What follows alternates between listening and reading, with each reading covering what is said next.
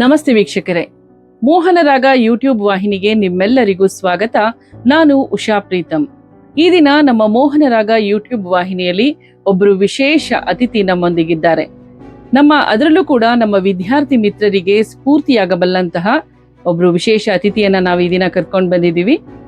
ಅವರೇ ಎಂ ಹರಿಕೃಷ್ಣನ್ ಅವರು. ಹರಿಕೃಷ್ಣನ್ ಅವರೇ, ನಮ್ಮ ಕಾರ್ಯಕ್ರಮಕ್ಕೆ ನಿಮ್ಗೆ ಸ್ವಾಗತ. ನಮಸ್ತೆ ವೀಕ್ಷಕರೇ, 2026ರ ದ್ವಿತೀಯ PUCಯ PCMC ಪರೀಕ್ಷೆಯಲ್ಲಿ ಜಿಲ್ಲೆಗೆ ದ್ವಿತೀಯ ಸ್ಥಾನವನ್ನ, ರಾಜ್ಯಕ್ಕೆ 9ನೇ ರ್ಯಾಂಕ್ ಅನ್ನ ಎಂ ಹರಿಕೃಷ್ಣನ್ ಅವರು ಗಳಿಸಿದ್ದಾರೆ. ಇವರು ವಿರಾಜಪೇಟೆಯ ತೆಲುಗುರು ಬೀದಿಯಲ್ಲಿ ನೆಲೆಸಿರ್ತಾರೆ. ಇಂದು ಶಿಕ್ಷಣ ಹಾಗೂ ಶಿಕ್ಷಣೇತರ ಎರಡು ವಿಭಾಗದಲ್ಲೂ ಕೂಡ ಇವರು ಅದ್ವಿತೀಯ ಸಾಧನೆಯನ್ನ ಮಾಡಿ ವಿರಾಜಪೇಟೆಯಂತಹ ಪುಟ್ಟ ನಗರದ ಕೀರ್ತಿಯನ್ನ ಹೆಚ್ಚಿಸಿದ್ದಾರೆ ಅಂತ ಹೇಳಿದ್ರೆ ತಪ್ಪಾಗ್ಲಾರ್ದು. ಎ ಮನೋಹರನ್ ಹಾಗೂ ಶ್ರೀದೇವಿ ದಂಪತಿಯ ಸುಪುತ್ರ. ಈತನ ಸಾಧನೆಗಳನ್ನ ನೋಡೋದಾದ್ರೆ 2023ನೇ ಸಾಲಿನ ರಾಷ್ಟ್ರ ಮಟ್ಟದ ಮುಕ್ತ ಕರಾಟೆ ಚಾಂಪಿಯನ್ಶಿಪ್ ನಲ್ಲಿ ಇವರು ಪ್ರಥಮ ಸ್ಥಾನವನ್ನ ಗಳಿಸಿದ್ದಾರೆ. ಹಾಗೆ 2024ನೇ ಸಾಲಿನ ರಾಷ್ಟ್ರ ಮಟ್ಟದ ಮುಕ್ತ ಕರಾಟೆ ಚಾಂಪಿಯನ್ಶಿಪ್ ನಲ್ಲೂ ಕೂಡ ಇವರು ಪ್ರಥಮ ಸ್ಥಾನವನ್ನ ಗಳಿಸಿದ್ದಾರೆ. 2022ರಲ್ಲಿ ಕರಾಟೆಯಲ್ಲಿ ಟೆಕ್ನಿಕಲ್ ಅಫಿಷಿಯಲ್ ಆಗಿ ಇವರು ಪಾತ್ರವನ್ನ ನಿರ್ವಹಣೆ ಮಾಡಿದ್ದಾರೆ. ಹಾಗೂ 2017, 18, 19, 22 ಮತ್ತು 23 ಹಾಗೂ 24ನೇ ಸಾಲಿನಲ್ಲಿ ರಸಪ್ರಶ್ನೆ ಹಾಗೂ ಚರ್ಚಾ ಸ್ಪರ್ಧೆ ಮುಂತಾದ ವಿಚಾರಗಳಲ್ಲಿ ತಾಲೂಕು ಮಟ್ಟ ಹಾಗೂ ಜಿಲ್ಲಾ ಮಟ್ಟದಲ್ಲಿ ಪ್ರಥಮ ಸ್ಥಾನವನ್ನ ಗಳಿಸಿರ್ತಾರೆ. 2023 ಹಾಗೂ 24ನೇ ಸಾಲಿನ ವಿಜ್ಞಾನ ವಿಚಾರಗೋಷ್ಠಿಯಲ್ಲಿ ಜಿಲ್ಲಾ ಮಟ್ಟದಲ್ಲಿ ಪ್ರಥಮ ಸ್ಥಾನವನ್ನ ಎಂ ಹರಿಕೃಷ್ಣನ್ ಗಳಿಸಿದ್ದಾರೆ. ಹಾಗೂ ಇಸ್ರೋ ನಡೆಸಿದಂತಹ ಚರ್ಚಾ ಸ್ಪರ್ಧೆಯಲ್ಲಿ 3ನೇ ಸ್ಥಾನವನ್ನ ಇವರು ಗಳಿಸಿದ್ದಾರೆ. ಹಾಗೂ SSLC ಪರೀಕ್ಷೆಯಲ್ಲಿ 625ಕ್ಕೆ 615 ಅಂಕಗಳನ್ನು ಗಳಿಸಿ ಸಂತ ಅನ್ನಮ್ಮ ಶಾಲೆಯಲ್ಲಿ ಇವರು ಪ್ರಥಮ ಸ್ಥಾನವನ್ನ ಗಳಿಸಿದ್ದಾರೆ. ಹಾಗೂ 2026ರಲ್ಲಿ ಪೊನ್ನಂಪೇಟೆಯ ವಿದ್ಯಾನಿಕೇತನ ಪದವಿ ಪೂರ್ವ ಕಾಲೇಜಿನಲ್ಲಿ ಪ್ರಥಮ ಸ್ಥಾನವನ್ನ PUCಯಲ್ಲಿ ಪಡೆದಿದ್ದಾರೆ. ಹಾಗೂ ಜಿಲ್ಲೆಗೆ ದ್ವಿತೀಯ ಸ್ಥಾನ, ರಾಜ್ಯಕ್ಕೆ 9ನೇ ಸ್ಥಾನವನ್ನು ಪಡೆದಿರುವಂತಹ ಹರಿಕೃಷ್ಣನ್ ಇಂದು ನಮ್ಮ ಮೋಹನರಾಗ ವಾಹಿನಿಯ ವಿಶೇಷ ಅತಿಥಿಯಾಗಿ ಪಾಲ್ಗೊಂಡಿದ್ದಾರೆ. ಅವರ ಜೊತೆ ನಾವು ಸಾಕಷ್ಟು ವಿಚಾರಗಳನ್ನ ತಿಳ್ಕೊಳ್ಳೋಣ. ಅಂದ್ರೆ ಓದೋದರ ಜೊತೆಗೆ ಇತರ ಕ್ಷೇತ್ರದಲ್ಲೂ ಕೂಡ ಅವರು ಅಷ್ಟೇ ಸರಿಸಮಾನವಾದ ಸಾಧನೆಯನ್ನ ಮಾಡಿದ್ದಾರೆ. ಈ ಸಾಧನೆಯನ್ನ ಅವರು ಹೇಗೆಲ್ಲ ಮಾಡಿದ್ರು, ಶಿಕ್ಷಣದಲ್ಲಿ ಇಷ್ಟೊಂದು ಸಾಧನೆ ಮಾಡೋದಕ್ಕೆ ಅವ್ರಿಗೆ ಹೇಗೆ ಸಾಧ್ಯವಾಯಿತು, ಈ ವಿಚಾರಗಳನ್ನೆಲ್ಲ ಸಾಕಷ್ಟು ತಿಳ್ಕೊಳ್ಳೋಣ ಅಂತ ಹೇಳ್ತಾ ಕಾರ್ಯಕ್ರಮವನ್ನು ಆರಂಭಿಸೋಣ. ಮತ್ತೊಮ್ಮೆ ನಿಮ್ಗೆ ಕಾರ್ಯಕ್ರಮಕ್ಕೆ ಸ್ವಾಗತ. ಈಗ ಮೊದಲನೇದಾಗಿ ಏನಂತಂದ್ರೆ, ನೀವು ರಾಜ್ಯಕ್ಕೆ 9th ರ್ಯಾಂಕ್ ಜೊತೆಗೆ ನಮ್ಮ ಕೊಡಗು ಜಿಲ್ಲೆಗೆ ದ್ವಿತೀಯ ಸ್ಥಾನವನ್ನ ನೀವು ಪಡೆದಿದ್ದೀರಾ. ಅದು PUCಯಲ್ಲಿ, ಅದು ಸೈನ್ಸ್ PCMC ವಿಭಾಗದಲ್ಲಿ. ನಿಮ್ಮ ರಿಸಲ್ಟ್ ಬಂದ ದಿನ ಹೇಗಿತ್ತು ಅಂತ ನೆನ್ಪು ಮಾಡ್ಕೋಬಹುದಾ? ಯಾರು ನಿಮಗೆ ಫಸ್ಟ್ ವಿಶ್ ಮಾಡಿದ್ರು? ಯಾವ ವಿಶ್ ನಿಮಗೆ ತುಂಬಾ ಬೆಸ್ಟ್ ವಿಶ್ ಅಂತ ಅನಿಸ್ತು? ಮೊದಲನೇದಾಗಿ ನಾನು ದೇವರಿಗೆ ನನ್ನ ಹೃತ್ಪೂರ್ವಕವಾದ ಧನ್ಯವಾದಗಳನ್ನು ಹೇಳಲು ಇಚ್ಛಿಸ್ತೀನಿ. ಅದಾದ್ಮೇಲೆ ನಂದು ಪೇರೆಂಟ್ಸ್ ತುಂಬಾ ಸಪೋರ್ಟಿವ್ ಆಗಿದ್ರು. ನನ್ನ ಪ್ರಕಾರ ವರ್ಲ್ಡ್ಸ್ ಬೆಸ್ಟ್ ಪೇರೆಂಟ್ಸ್ ಅಂತ ಹೇಳ್ಬೋದು.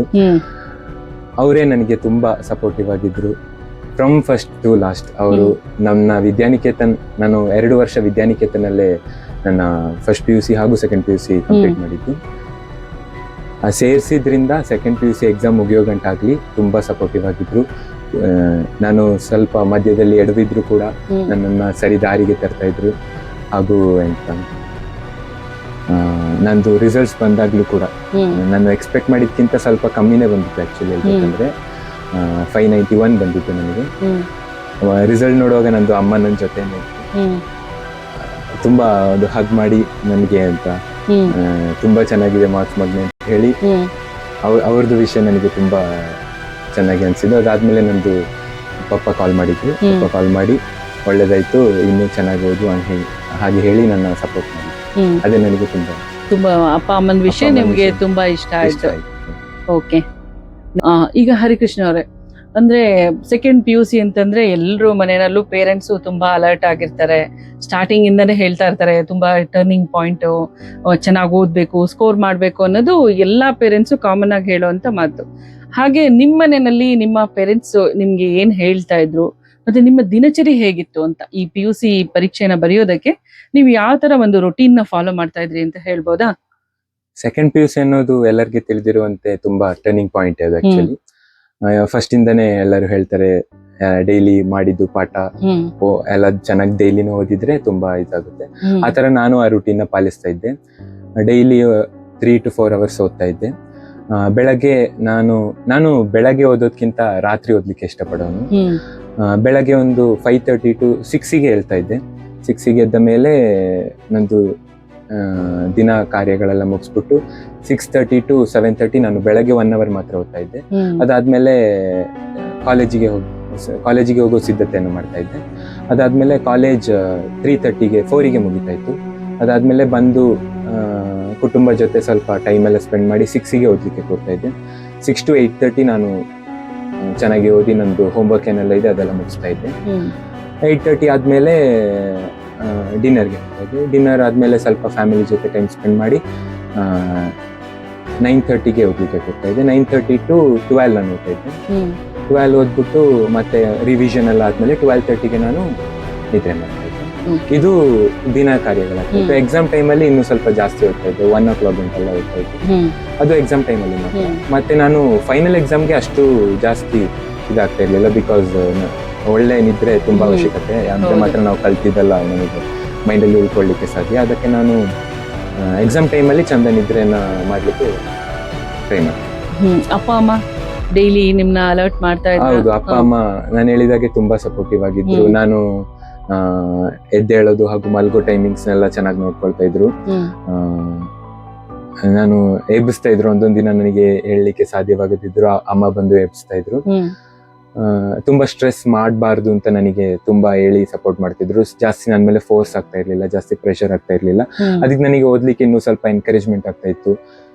ಈಗ ಪೇರೆಂಟ್ಸ್ ತುಂಬಾ ಫೋರ್ಸ್ ಮಾಡಿ ಓದಿಸಿದ್ರೆ ನಮಗೆ ಒಂಥರ ಮೈಂಡಿಗೆ ಹೌದು. ಸ್ಟ್ರೆಸ್ ಬಂದಂಗೆ ಆಗುತ್ತೆ. ಬಟ್ ಅವರು ಯಾವತ್ತೂ ಆತರ ನನಗೆ ಸ್ಟ್ರೆಸ್ ಕೊಟ್ಟಿಲ್ಲ, ನನ್ನನ್ನು ಫೋರ್ಸ್ ಮಾಡಿಲ್ಲ. ಹ್ಮ್ ನಿಮ್ಗೆ ಎಷ್ಟಾಗುತ್ತೆ ಅಷ್ಟು ಓದು ಅಂತಾನೆ ಯಾವತ್ತೂ ಹೇಳ್ತಾ ಇದ್ರು. ಹ್ಮ್. ಅದಕ್ಕೆ ನನಗೆ ಇನ್ನೂ ಸ್ವಲ್ಪ ಮೋಟಿವೇಶನ್ ಬರ್ತಾ ಇತ್ತು ಓದಕ್ಕೆ.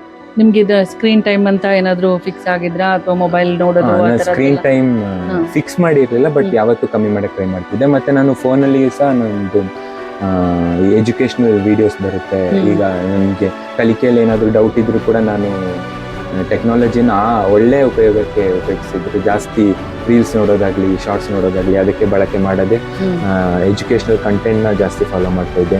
ಈಗ CET ಕಾಮನ್ ಎಂಟ್ರೆನ್ಸ್ ಟೆಸ್ಟ್ ಆಗಿರ್ಬೋದು, ಅದಕ್ಕೆ ಕೂಡ ನಾನು ಸಿದ್ಧತೆ ಮಾಡೋಕ್ಕೆ ನಾನು ಯೂಟ್ಯೂಬ್ನ ಬಳಸ್ತಾ ಇದ್ದೆ. ಹ್ಮ್ ಅದಕ್ಕೆ ನನ್ನ ಸ್ಕ್ರೀನ್ ಟೈಮ್ ಹ್ಮ್.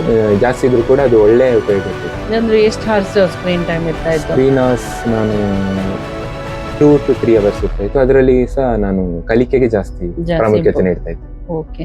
ಮತ್ತೆ ಆಟ ಆಡೋದು, ಹೊರಗಡೆ ಫ್ರೆಂಡ್ಸ್ ಜೊತೆ ಹೋಗೋದು ಆ ಆಟ ಥರದ್ದು? ಆಡ್ತಾ ಇರ್ಲಿಲ್ಲ, ಹಾ. ಫ್ರೆಂಡ್ಸ್ ಜೊತೆ ಒಕೇಶನಲಿ ಹೋಗ್ತಾ ಇದ್ದೆ. ಈಗ ಹ್ಮ್. ಮಂತ್ಲಿ ಒನ್ಸ್ ಏನಾದ್ರು, ಈಗ ಕಾಲೇಜ್ ಬಿಟ್ಟ ಮೇಲೆ ಹಾಫ್ ಡೇ ಲೀವ್ ಇರುವಾಗ, ಹಾಫ್ ಡೇ ಕ್ಲಾಸ್ ಇರುವಾಗ ಮತ್ತೆ ಹಾಫ್ ಡೇ ಇರ್ತಾ ಇತ್ತಲ್ಲ, ಆ ಟೈಮಿಗೆ ನಾನು ಫ್ರೆಂಡ್ಸ್ ಜೊತೆ ಹೋಗ್ತಾ ಇದ್ದೆ. ಬಟ್ ಅದು ತುಂಬಾ ಕಮ್ಮಿ ಇತ್ತು.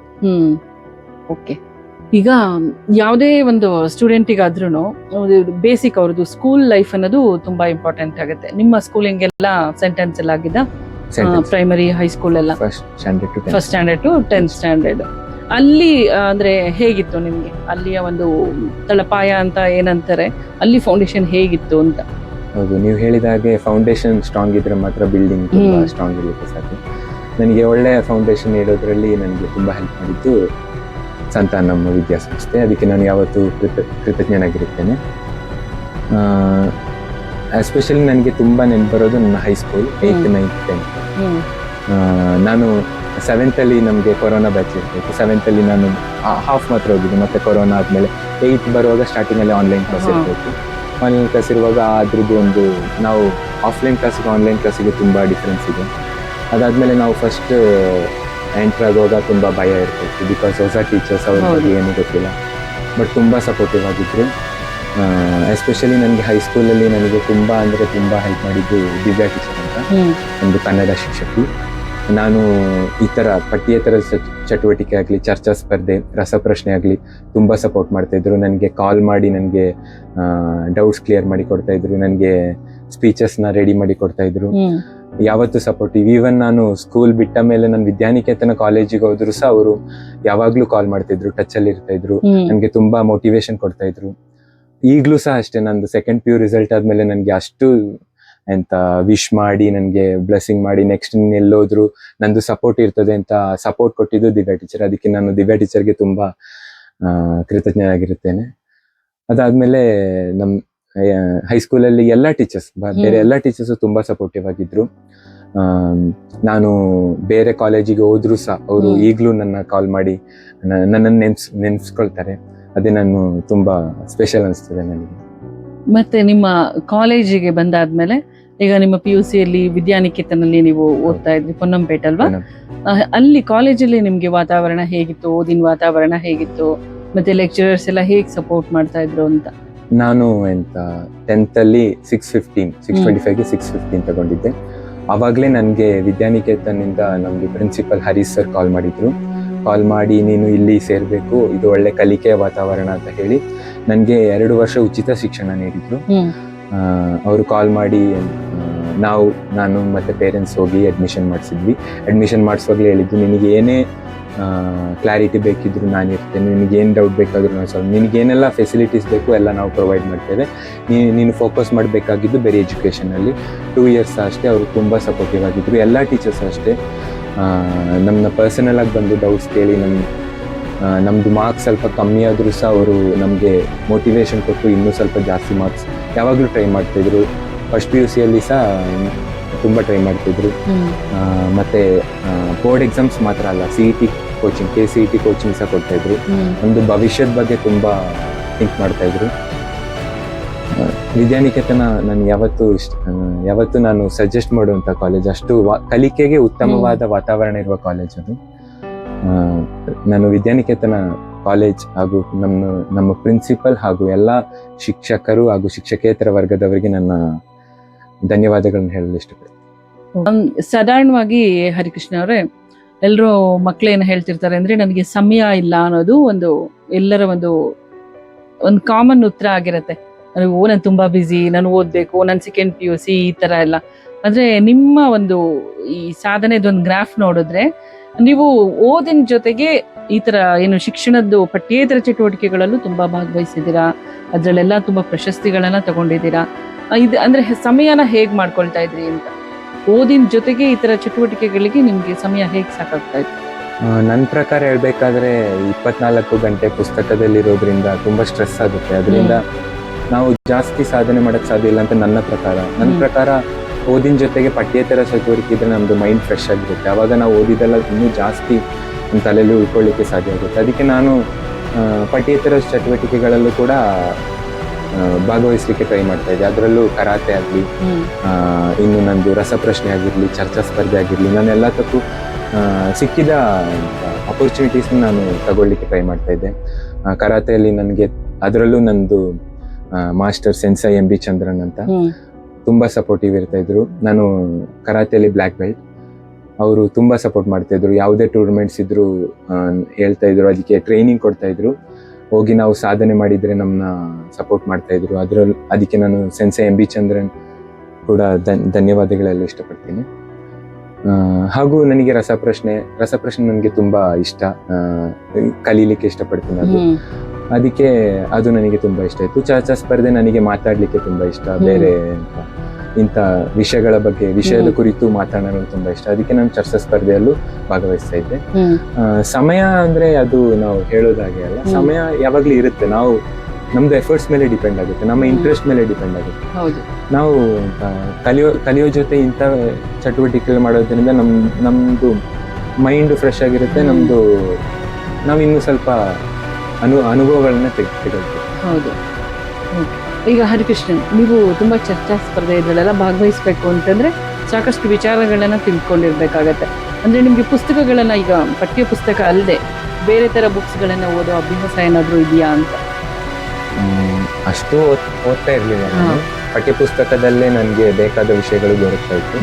ಮತ್ತೆ ಈಗ ಚರ್ಚಾ ಸ್ಪರ್ಧೆಗೆ ರಿಲೇಟೆಡ್ ಆಗಿರೋ ಟಾಪಿಕ್ ಇರ್ತಾ ಇದ್ರೆ ಅದು ನಾನು ಲೈಬ್ರರಿಗೆ ಹೋಗಿ ಅಂತ ರಿಲೇಟೆಡ್ ಬುಕ್ಸ್ ನ ಓದಿ ನಂದು ಸ್ಪೀಚಸ್ ರೆಡಿ ಮಾಡ್ತಿದ್ದೆ. ಮತ್ತೆ ಟೀಚರ್ಸ್ ಕೂಡ ನನಗೆ ತುಂಬಾ ಹೆಲ್ಪ್ ಮಾಡಿ. ಅದರಲ್ಲೂ ದಿವ್ಯಾ ಟೀಚರ್ ನನಗೆ ಚರ್ಚಾ ಸ್ಪರ್ಧೆಗೆ ಬೇಕಾದ ಎಲ್ಲ ಟಿಪ್ಸ್ ಅಂಡ್ ಟ್ರಿಕ್ಸ್, ಈಗ ಗಾದೆ ಮಾತುಗಳಾಗಿರ್ಲಿ, ಚರ್ಚಾ ಸ್ಪರ್ಧೆಯಲ್ಲಿ ಬಳಕೆಯಾಗುವಂತಹ ಸೂತ್ರಗಳಿರ್ಲಿ, ಅದೆಲ್ಲ ತುಂಬಾ ಚೆನ್ನಾಗಿ ಹೇಳ್ಕೊಟ್ಟು ನನಗೆ ಮೋಟಿವೇಶನ್ ಮತ್ತೆ ಸಪೋರ್ಟ್ ಕೊಡ್ತಾ ಇದ್ರು. ಓಕೆ. ಮತ್ತೆ ಈಗ ನಿಮ್ಗೆ ಬೇರೆ ಆಸಕ್ತಿಗಳು ಏನಿದೆ ಅಂತ, ಓದು ಇದನ್ನೆಲ್ಲ ಬಿಟ್ಟು, ಚರ್ಚಾ ಸ್ಪರ್ಧೆ, ಕರಾಟೆ ಇದನ್ನೆಲ್ಲ ಬಿಟ್ಟು ಬೇರೆ ಮನೆಯಲ್ಲಿರೋ ಹರಿಕೃಷ್ಣನ್ ಹೇಗಿರ್ತಾರೆ, ಯಾವ ತರ ಚಟುವಟಿಕೆಗಳಲ್ಲಿ ನಿಮ್ಮನ್ನು ತೊಡಗಿಸ್ಕೊಂಡಿರ್ತೀರಾ ಅಂತ? ನಾನು ತುಂಬಾ ಓದ್ಲಿಕ್ಕೆ ಇಷ್ಟಪಡ್ತೇನೆ. ಮತ್ತೆ ನಾನು ಕ್ರೀಡೆಯಲ್ಲಿ ನನಗೆ ಕ್ರಿಕೆಟ್ ತುಂಬಾ ಇಷ್ಟ. ಕ್ರಿಕೆಟ್ ನೋಡಲು ಇಷ್ಟಪಡ್ತೀನಿ. ನಾನು ಹೇಳ್ಬೇಕಾದ್ರೆ ಎಕ್ಸಾಮ್ ಟೈಮಲ್ಲಿ ಕೂಡ ನಾನು ಕ್ರಿಕೆಟ್ ನೋಡ್ತಾ ಇದ್ದೆ. ನನಗೆ ಟೈಮ್ ಇರುವಾಗ ನಾನು ಅದನ್ನ ಬಿಟ್ಟು ಊಟದ ಟೈಮಲ್ಲಿ ಆಗ್ಲಿ ನಾನು ಟಿವಿ ನೋಡಿದ್ರೆ ಕ್ರಿಕೆಟ್ ಜಾಸ್ತಿ ನೋಡ್ತಾ ಇದ್ದೆ. ಕ್ರಿಕೆಟ್ ತುಂಬಾ ಇಷ್ಟ. ಅದ್ ಬಿಟ್ಟು ಬೇರೆ ಏನೇನು ಆಸಕ್ತಿ ಅಂತಂದ್ರೆ ಕುಕಿಂಗು ಅಥವಾ? ನಾನು ಮನೆಯಲ್ಲಿ ಅಮ್ಮನ ಹೆಲ್ಪ್ ಮಾಡ್ತಾ ಇದ್ದೆ ಕಿಚನ್ ಅಲ್ಲಿ ಅಂತ. ಅಮ್ಮ ಏನಾದ್ರು ಕೇಳಿದ್ರೆ ಮಾಡ್ತಾ ಇದ್ದೆ. ಅಮ್ಮನ ಸಹಾಯದಿಂದ ನಾನು ಕುಕಿಂಗ್ ಕಲಿತಾ ಇದ್ದೆ. ಅಮ್ಮ ಹೊರಗೆ ಇರುವಾಗ ನಾನೇ ಕುಕ್ ಮಾಡ್ಲಿಕ್ಕೆ ಟ್ರೈ ಮಾಡ್ತೀನಿ. ಹೊಸ ಹೊಸ ಡಿಶ್ ಗಳನ್ನ ಟ್ರೈ ಮಾಡಕ್ಕೆ ಇಷ್ಟ. ಯಾವ ರೆಸಿಪಿ ಚೆನ್ನಾಗಿ ಮಾಡ್ತೀರಾ? ನಾನು ಬೇಸಿಕಲಿ ನಾನು ವೆಜಿಟೇರಿಯನ್. ಅದಕ್ಕೆ ವೆಜ್ ಅಲ್ಲಿ ಪಲಾವ್ ಆಗಿರ್ಲಿ, ಈ ತರ ಕರಿಗಳಾಗಿರ್ಲಿ, ಚಪಾತಿ ಅಂತ ವೆರೈಟೀಸ್ ಟ್ರೈ ಮಾಡ್ತೀನಿ. ಓಕೆ, ನೆಕ್ಸ್ಟ್ ಓದ್ಲಿಕ್ಕೆ ಮುಂದೆ ಬೇರೆ ಊರಿಗೆ ಹೋದ್ರೆ ಸರ್ವೈವ್ ಆಗಕ್ಕೆ ಏನ್ ಬೇಕು ಅದನ್ನೆಲ್ಲ ಕಲ್ತ್ಕೊಬಿಟ್ಟಿದ್ದೀರಾ ಆಲ್ರೆಡಿ. ಮುಂದೆ ಭವಿಷ್ಯದಲ್ಲಿ ಏನ್ ಮಾಡ್ಬೇಕು ಅಂತ ಅನ್ಕೊಂಡಿದ್ದೀರಾ ಹರಿಕೃಷ್ಣ? ನಾನು ಈಗ ಸೆಕೆಂಡ್ PUC ಮುಗಿಸಿ ಇನ್ನು KCET ಎಕ್ಸಾಮ್, ಎಂಟ್ರೆನ್ಸ್ ಎಕ್ಸಾಮ್ ಇದೆ, ಅದು ಮುಗಿಸಿದ್ದೀನಿ. ಈಗ ಅದ್ರದ್ದು ರಿಸಲ್ಟ್ಸ್ ಬಂದ ಮೇಲೆ ಅದ್ರ ಪ್ರಕಾರ ಕಾಲೇಜಸ್ ನೋಡಿ next engineering, artificial intelligence and machine learning colleges ಅದ್ರ ಪ್ರಕಾರ ನೋಡ್ತೀನಿ. ಕೋರ್ಸ್ ಇದು ಮಾಡ್ಲಿಕ್ಕೆ ಇಷ್ಟ. 4 years course. Okay, all the best. Thank you. ಒಳ್ಳೇದಾಗ್ಲಿ. Thank you. ಮತ್ತೆ ನನ್ನ ನಮ್ಮ ಶಾಲೆಯಲ್ಲಿರೋ ಎಲ್ಲ ಶಿಕ್ಷಕರಾಗಿರ್ಲಿ, ಶಿಕ್ಷಕೇತರ ವರ್ಗದವರಾಗಿರ್ಲಿ, ಹಾಗೂ ನಾನು ಕಲಿತ ವಿದ್ಯಾನಿಕೇತನ ಪದವಿ ಪೂರ್ವ ಕಾಲೇಜಿನ ನನ್ನ ಪ್ರಾಂಶುಪಾಲರಾಗಿರ್ಲಿ, ಶಿಕ್ಷಕರಾಗಿರ್ಲಿ, ಹಾಗೂ ಎಲ್ಲ ಶಿಕ್ಷಕೇತರ ವರ್ಗದವರಿಗೆ ನಾನು ತುಂಬಾ ಥ್ಯಾಂಕ್ಸ್ ಹೇಳಲು ಇಷ್ಟಪಡ್ತೀನಿ.